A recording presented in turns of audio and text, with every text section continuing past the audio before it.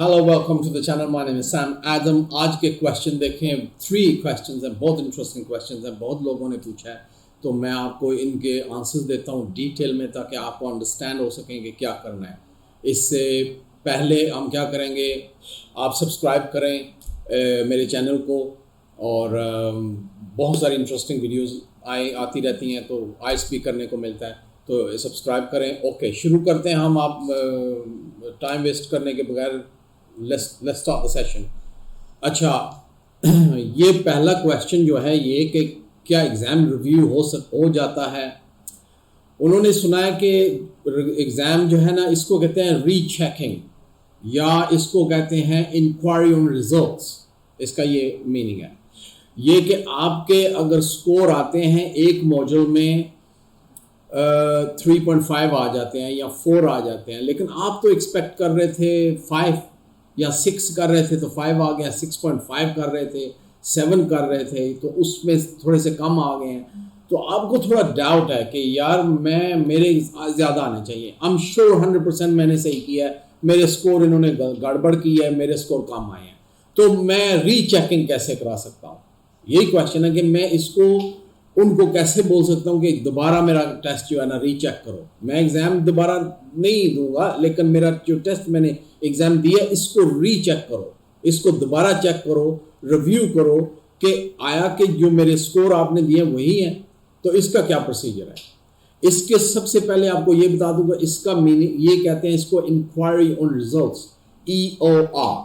मैं आपको इसका ना नेक्स्ट स्लाइड पे बताता हूँ। अच्छा, ये देखें, EOR ऐसा है कि आप इंक्वायरी ऑन रिजल्ट्स, जो रिजल्ट्स हैं उस पर इंक्वायरी करना चाहते हैं। आप सेक्शन चूज कर सकते हैं, जैसे कोई टेस्ट लिसनिंग में मेरा, जैसे मैं लिसनिंग को डाल सकते हैं, ये वो बोल सकते हैं, रीडिंग को कर सकते हैं, उसको कर सकते हैं। आप सेक्शन चूज कर सकते हैं कि किस पे आपको डाउट है कि कम आए हैं।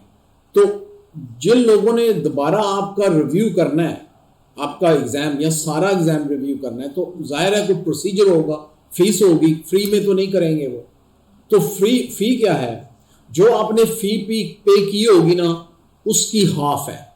ये देखें, उसकी हाफ है।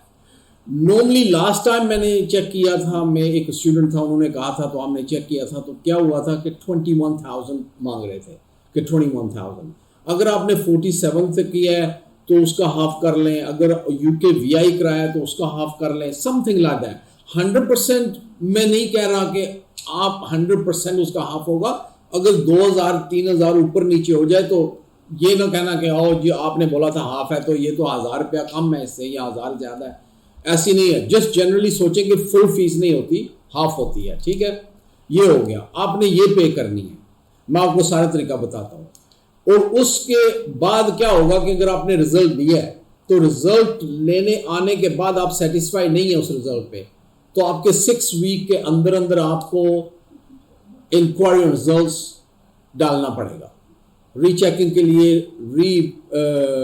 एग्जामिनिंग के लिए आपको वापस फी जमा करा के ये सबमिट करना पड़ेगा कि मेरा एग्ज़ाम दोबारा रीचेक किया जाए, क्योंकि मुझे लगता है ज़्यादा आएंगे, आपने कम दी हैं। तो इसके टाइम जो लिमिट है वो 6 हफ्ते हैं। 6 हफ्ते से पहले आप कर सकते हैं, 6 हफ्ते से ऊपर नहीं कर सकते। अगर आप 6 हफ्ते की बात करेंगे, वो बोलेंगे कि 6 हफ्ते सोए रहे थे, किधर से, जब आपको मिला तो आपको नहीं पता था, आप 6 हफ्ते बाद आए हो, नहीं करेंगे। 6 हफ्ते टाइम है आपके पास। अब करना क्या है एक्सक्यूज मी, जो आइस नॉर्मल आइस कर रहे हैं, UK VA नहीं, नॉर्मल आइस कर रहे हैं आप, ठीक है, पेपर पे हो, देखें पेपर पे हो या कंप्यूटर पे हो, ठीक है, आपने क्या करना है, आपने जाना है, ये कंप्यूटर हो गया, ठीक है, आपने जाना, यू नीड टू रिक्वेस्ट, ये देखें, इसको मैं ऐसे करूं, अच्छा, रिक्वेस्ट EOR थ्रू किधर से, टेस्ट टेकर पोर्टल जो ब्रिटिश काउंसिल के है, वहां पे आपने जाके, या जो सेंटर में आपने दिया है ना, टेस्ट दिया है ना, उनको कांटेक्ट करके, जहां पे आपने टेस्ट दिया उनको रिक्वेस्ट कर सकते हो। ठीक है, अगर आपने UK VA दिया है, IELTS UK VA पेपर है या कंप्यूटर है, या फिर लाइफ स्किल्स टेस्ट दिया आपने, तो फिर आपने उनकी वेबसाइट पे जाके आगे क्या करना है कि ये लिंक प्रेस करना है, EOR लिंक, इसको क्लिक करना है, तो फिर बाकी की प्रोसीजर आगे आपने फॉलो करनी है। ठीक हो गया। उसके बाद ये 2 to 21, तो जब आपने डाल दिया, फी पे कर दी, आपने रिक्वेस्ट कर दी कि मेरा एग्जाम दोबारा चेक करें, मेरे क्वेश्चन ज़्यादा, आंसर ज़्यादा हैं या रिजल्ट सही नहीं है, मैं एक्सपेक्ट ज़्यादा कर रहा था, आपने कम रिजल्ट मार्क्स दिए हैं, तो इसका जो आपने सबमिट कर दिया, तो इसका टाइम कितना लगता है? Time it takes 2 to 21 days। वो इसलिए कि पता नहीं होता कि आपने सिर्फ एक सेक्शन का पूछा है, एक पेपर का पूछा है, एक मॉड्यूल का पूछा है, चारों मॉड्यूल का पूछा है, क्या हुआ है, लेकिन 2 to 21 days, ठीक है ना। ये है 2 to 21 days में कभी भी आपको रिजल्ट वापस आ सकता है। ओके, ये टाइम लिमिट है। अगर 28 डेज हो जाए आपका रिजल्ट वापस नहीं आया, ये देखें 28 डेज हो गए हैं, रिजल्ट नहीं आया, आप इनकी वेबसाइट पे जाएं, ये वेबसाइट लिखिए, इनकी वेबसाइट पे जाके चेक करें कि मेरा रिजल्ट क्यों नहीं आया। हो गया, ठीक है। अब क्या आता है कि अगर आपको मिले हैं, मिसाल के तौर पे मिले हैं ओवरऑल 6.5, मिसाल के तौर पे कहते हैं 6.5। अब क्या होगा कि अगर उन्होंने रीचेकिंग में दोबारा उन्होंने रिव्यू किया है, रीचेक किया है, तो आपके आगे उन्होंने देखा हाँ यार हमने गलती की है, इसको तो 7 होने चाहिए थे, ओवरऑल 7, तो आपको 7 मिल गए, तो आपकी जो फी जमा कराई हुई है, ये देखें ना, ये जो फी जमा कराई हुई है, ठीक है, ये आपको वापस हो जाएगी, वापस मिल जाएगी, क्योंकि उनकी गलती है। अगर आपके इतने ही हुए, 6.5 ही है, उन्होंने दोबारा चेक किया तो दोबारा भी 6.5 है, आपकी फीस नहीं आनी। क्या हुआ कि आपके 6 बैंड थे या 5 थे या 4 थे, जो भी है, जितने भी बैंड आपके हैं, तो आप कहते हो यार ज्यादा होने चाहिए मेरे बैंड, ये कम है, आपने पैसे पे किए, उसमें डाल दिया, री चेकिंग में, रीअसेसमेंट में डाल दिया, या इसको ऑफिशियली इंक्वायरी ऑन रिजल्ट्स है, तो इसमें आपने सबमिट कर दिया, तो क्या होगा, अगर तो स्कोर वही रहेंगे तो फीस वापस नहीं होती, अगर कम हो जाए तो भी फीस वापस नहीं होगी, आपके कम भी हो सकते हैं, वो बोले हमने ज्यादा दे दिए तुम्हें, कम भी हो सकते हैं, या अगर आपके ज्यादा हुए, आप कहते हैं कि मेरे 6 हैं तो 6.5 हो गए, या आप कहते हैं मेरे 5 हैं तो उन्होंने 5.5 कर दिए, तो अगर जो भी आपके स्कोर हैं, आपने सबमिट किया कि मेरे ज़्यादा होना चाहिए, तो उन्होंने थोड़े से ज़्यादा दिए हैं, तो आपकी फ़ीस रिफ़ंड हो जाएगी, आपको वो पैसे वापस कर देंगे, जो आपने रीचेकिंग के EOR जो की फ़ीस जो हादी जमा कराई हुई है, वो आपको वापस मिल जाएगी और आपके रिजल्ट ऊपर हो जाएंगे। एक बंदे के साथ ऐसा हुआ, उसके आए थे 5.5, तो उसने कहा नहीं है, ऐसा नहीं हो सकता, उसने रीचेकिंग में डाला था, दोबारा उसको आए हैं 6, तो उन्होंने फीस जब वापस कर दी थी। तो एक और बंदे ने मुझे पूछा था, उनका मैंने चेक किया था, मेरा स्टूडेंट है, उसने चेक किया था, लेकिन उसने फिर इंक्वायरी के लिए नहीं सबमिट नहीं किया था, वो कहता ठीक है मेरा काम इससे हो जाएगा, तो मुझे नहीं रीचेकिंग करना। लेकिन आपके टाइम, आपका इसकी फ़ीस हाफ है, टाइम 6 हफ्ते है, 21 डेज़ में आ जाता है, ना 28 डेज में ना आए तो आप जाके चेक करें, और अगर स्कोर वही आए तो इन्होंने आपको फीस ले लेनी है, नहीं वापस होगी, अगर कम आए तो बिल वापस नहीं होगी, कम भी आ सकते हैं, अगर ज़्यादा आए उससे जो आपने सबमिट किया उससे ज़्यादा आए तो फिर आपकी फ़ीस रिटर्न हो जाएगी। ठीक हो गया, ये था जी इसका पहला क्वेश्चन। मेरा ख्याल है इन जो मैसेज भेजा यही पूछ रहे थे। एनीवे, नेक्स्ट वन, उन्होंने कहा जी स्पीकिंग 4.5, लिसनिंग 3.5, रीडिंग 3, राइटिंग 4।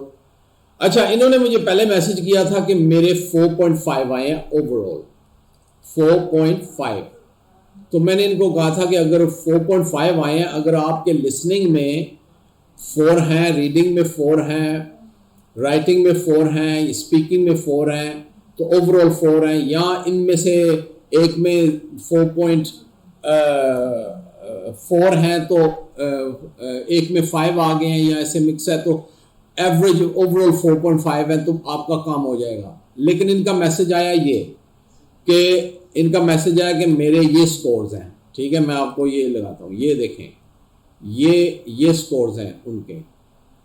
अच्छा, अब स्पीकिंग में बेशक ठीक है, ये लिसनिंग में कम आए हैं, 4 आने चाहिए थे, ठीक है, ये कम है। रीडिंग में भी 4 आने चाहिए थे, कम है।